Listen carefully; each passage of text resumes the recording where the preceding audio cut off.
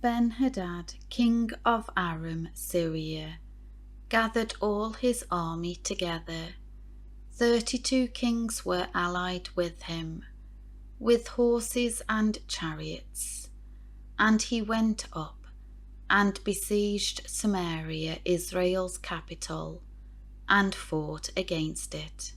Then he sent messengers to the city to Ahab, king of Israel, and he said to him, "Thus says Ben-Hadad, your silver and your gold are mine, your wives and your children, even the fairest, also are mine as conditions of peace."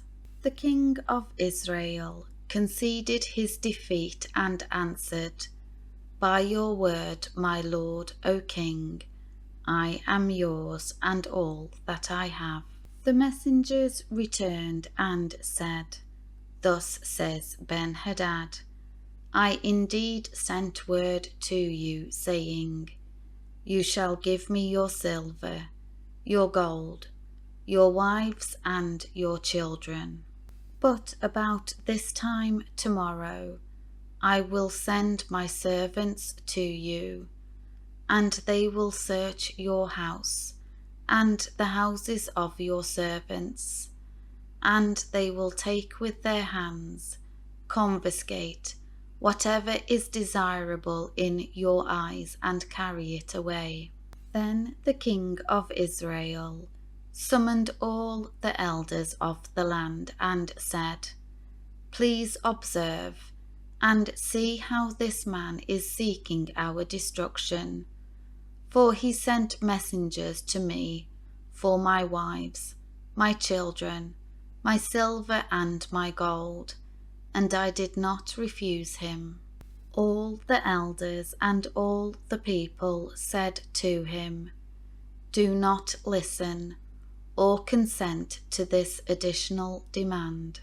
So he said to Ben-Hadad's messengers, "Tell my lord the king, every demand you first sent to your servant I will do, but I cannot do this additional thing as a condition of peace." And the messengers left. Then they brought him word again. Ben-Hadad sent word to him and said, "May the gods do so to me, and more also, if there is enough dust left of Samaria for handfuls for all the armed people who follow me."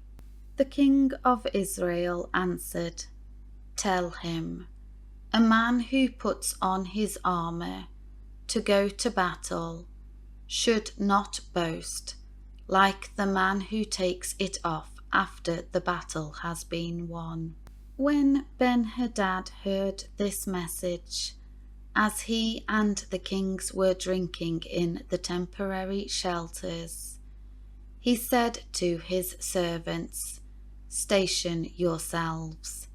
So they stationed themselves against the city of Samaria. Then a prophet approached Ahab, king of Israel, and said, "Thus says the Lord, have you seen all this great army? Behold, I will hand them over to you, and you shall know without any doubt that I am the Lord." Ahab said, "By whom?" And he said, "Thus says the Lord, by the young men, the attendants or bodyguards of the governors of the districts." Then Ahab said, "Who shall begin the battle?" And he answered, "You." Then Ahab assembled and counted the young men of the governors of the districts, and there were 232. After them he assembled and counted all the people, all the sons of Israel, 7,000. They went out at noon, While Ben-Hadad was getting drunk in the temporary shelters, he and the 32 kings who were helping him. The young men of the governors of the districts went out first, and Ben-Hadad sent men out, and they told him, saying, Men have come out of Samaria. And he said, Whether they have come out for peace or for war, take them alive. So these young men of the governors of the districts went out of the city, and the army followed them. And each one killed his man. And the Arameans, Syrians fled, and Israel pursued them. Ben-Hadad, king of Aram, escaped on a horse with horsemen. The king of Israel went out and struck the riders of the horses and chariots, and killed the Arameans in a great slaughter. Then the prophet approached the king of Israel and said to him, Go, strengthen yourself, and observe and see what you have to do. For at the first of next year, the king of Aram, Syria, will come up against you. Now the servants of the king of Aram said to him, Israel's God is a God of the hills. That is why they were stronger than we. But let us fight against them in the plain, and surely we will be stronger than they. Do this. Remove the 32 allied kings, each from his place, and put captains in their place. And assemble an army, like the army that you have lost in battle, horse for horse, and chariot for chariot.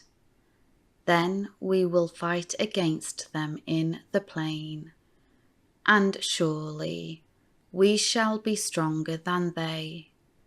And he listened to their words, and did so.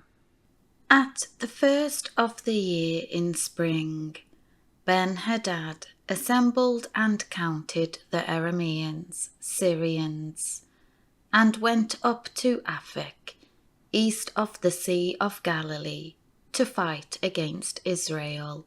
The sons of Israel were counted and given provisions, and they went to meet them.